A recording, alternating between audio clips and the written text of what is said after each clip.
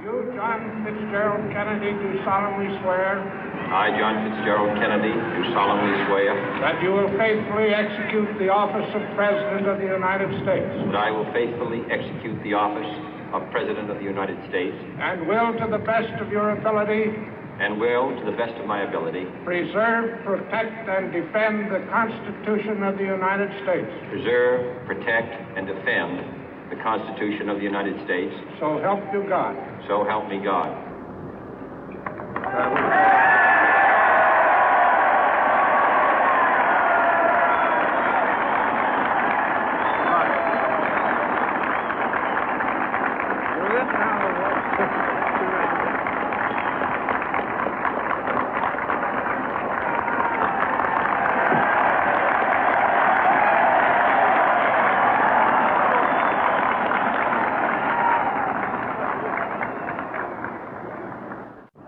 Vice President Johnson, Mr. Speaker, Mr. Chief Justice, President Eisenhower, Vice President Nixon, President Truman, Reverend clergy, fellow citizens. We observe today not a victory of party, but a celebration of freedom, symbolizing an end as well as a beginning, signifying renewal as well as change. For I have sworn before you and Almighty God the same solemn oath our forebears prescribed nearly a century and 3/4 ago. The world is very different now, for man holds in his mortal hands the power to abolish all forms of human poverty and all forms of human life. And yet the same revolutionary beliefs for which our forebears fought are still at issue around the globe. The belief that the rights of man come not from the generosity of the state, but from the hand of God. We dare not forget today that we are the heirs of that first revolution. Let the word go forth from this time and place to friend and foe alike that the torch has been passed to a new generation of Americans born in this century, tempered by war, disciplined by a hard and bitter peace, proud of our ancient heritage, and unwilling to witness or permit the slow undoing of those human rights to which this nation has always been committed and to which we are committed today at home and around the world.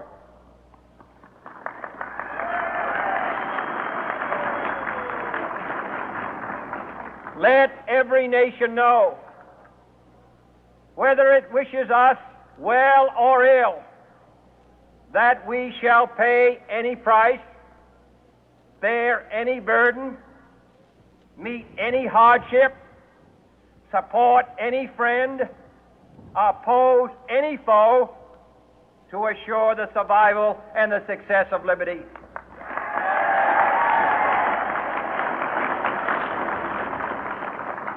This much we pledge and more.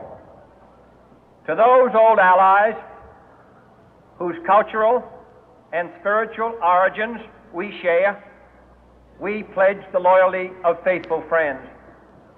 United, there is little we cannot do in a host of cooperative ventures.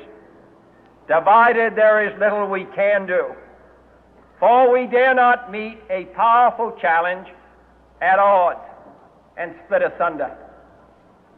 To those new states whom we welcome to the ranks of the free, we pledge our word that one form of colonial control shall not have passed away, merely to be replaced by a far more iron tyranny.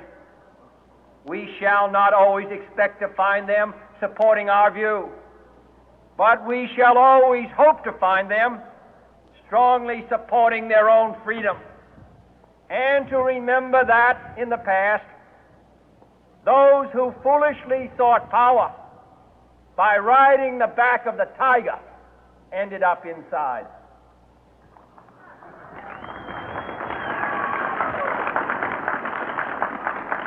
To those people in the huts and villages of half the globe struggling to break the bonds of mass misery, we pledge our best efforts to help them help themselves for whatever period is required, not because the communists may be doing it, not because we seek their votes, but because it is right. If a free society cannot help the many who are poor, it cannot save the few who are rich.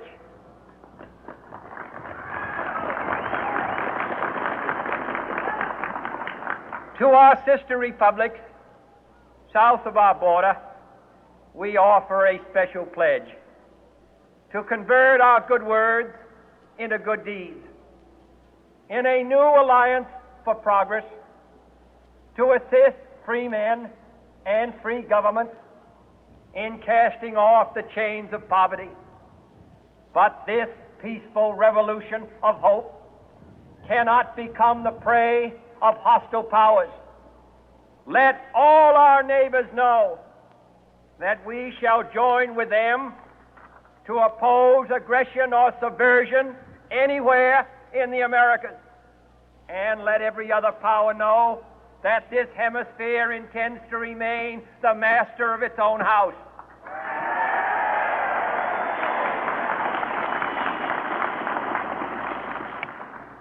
To that World Assembly of Sovereign States, the United Nations, our last best hope, in an age where the instruments of war have far outpaced the instruments of peace, we renew our pledge of support to prevent it from becoming merely a forum for invective, to strengthen its shield of the new and the weak, and to enlarge the area in which its writ may run. Finally, to those nations who would make themselves our adversary, we offer not a pledge, but a request that both sides begin anew the quest for peace. Before the dark powers of destruction, unleashed by science, engulf all humanity in planned or accidental self-destruction, we dare not tempt them with weakness, for only when our arms are sufficient beyond doubt can we be certain beyond doubt that they will never be employed. But neither can two great and powerful groups of nations take comfort from our present course, both sides overburdened by the cost of modern weapons, both rightly alarmed by the steady spread of the deadly atom, yet both racing to alter that uncertain balance of terror that stays the hand of mankind's final war. So let us begin anew, remembering on both sides that civility is not a sign of weakness, and sincerity is always subject to proof. Let us never negotiate out of fear, but let us never fear to negotiate.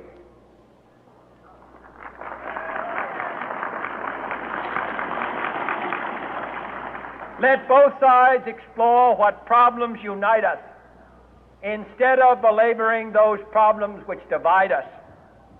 Let both sides, for the first time, formulate serious and precise proposals for the inspection and control of arms, and bring the absolute power to destroy other nations under the absolute control of all nations.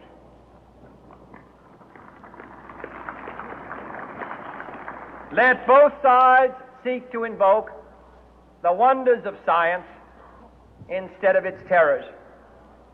Together, let us explore the stars, conquer the deserts, eradicate disease, tap the ocean depth, and encourage the arts and commerce. Let both sides unite to heed in all corners of the earth the command of Isaiah to undo the heavy burden and let the oppressed go free. And if a beachhead of cooperation may push back the jungle of suspicion, let both sides join in creating a new endeavor, not a new balance of power, but a new world of law, where the strong are just and the weak secure and the peace preserved. All this will not be finished in the first 100 days, nor will it be finished in the first 1,000 days, nor in the life of this administration, nor even perhaps in our lifetime on this planet. But let us begin.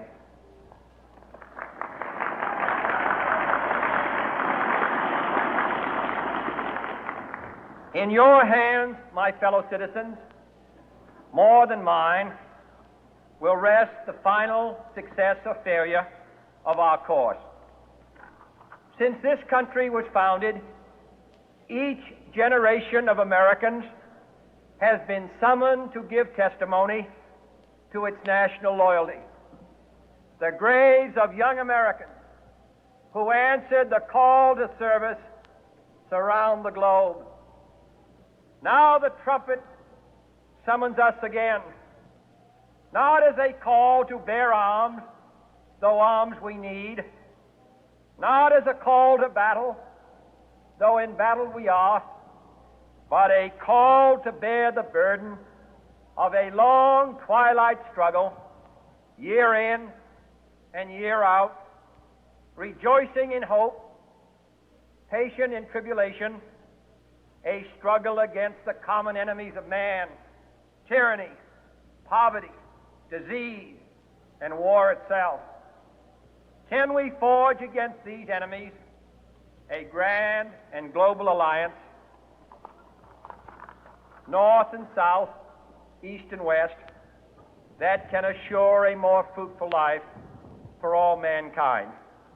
Will you join in that historic effort?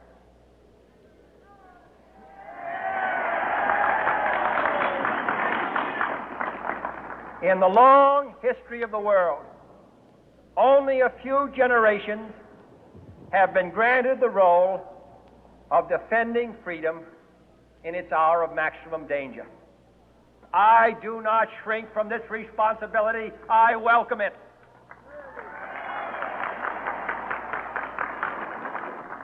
I do not believe that any of us would exchange places with any other people or any other generation. The energy, the faith, the devotion which we bring to this endeavor will light our country and all who serve it. And the glow from that fire can truly light the world. And so, my fellow Americans, ask not what your country can do for you. Ask what you can do for your country.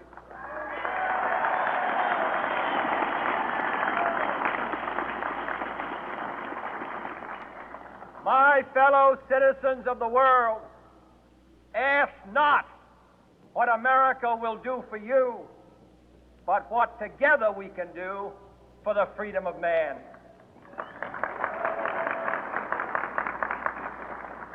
Finally, whether you are citizens of America or citizens of the world, ask of us here the same high standards of strength and sacrifice which we ask of you. With a good conscience, our only sure reward, with history the final judge of our deeds, let us go forth to lead the land we love, asking His blessing and His help, but knowing that here on earth God's work must truly be our own.